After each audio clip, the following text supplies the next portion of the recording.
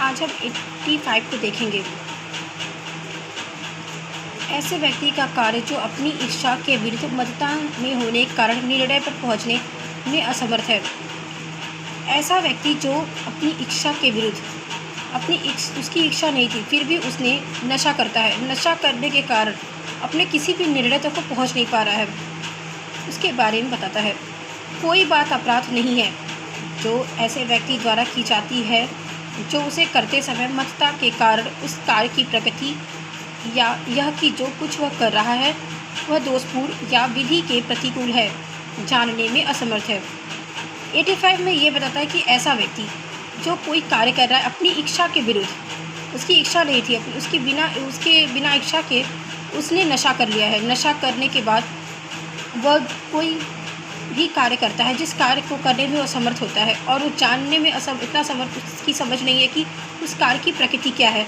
उसके द्वारा किए गए कार्य को अपराध की श्रेणी में नहीं रखा जाएगा, क्योंकि उस चीज़ का उसे ज्ञान ही नहीं था। परंतु यह तब जबकि वह चीज़ उससे उसकी मलता में हुई थी, उसको अपने ज्ञान के बिना या इच्छा के विरुद्ध दी गई थी। 86 उसी का सिमिलरिटी है। 86 किसी व्यक्ति द्वारा जो मध्यता में है किया गया अपराध जिसमें विशेष आश्रय या ज्ञान का होना अपेक्षित है, उन दशाओं में जहाँ की कोई कार्य किया गया कार्य अपराध नहीं होगा जब तक कि वह किसी वशिष्ठ ज्ञान या आश्रय से न किया गया हो। 86 में हमें बताती है कि जब तक कोई वो कार्य अपराध नहीं होगा जब तक उसे कार्य किसी वशिष्ठ ज्ञान या आश्रय से न किया गया हो।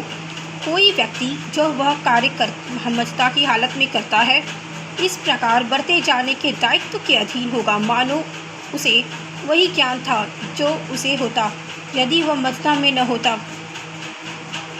होता। जब तक कि वह चीज़ जिसे उसे मध्यता में हुई थी उसे उसके ज्ञान के बिना या उसकी इच्छा के विरुद्ध न दी गई हो।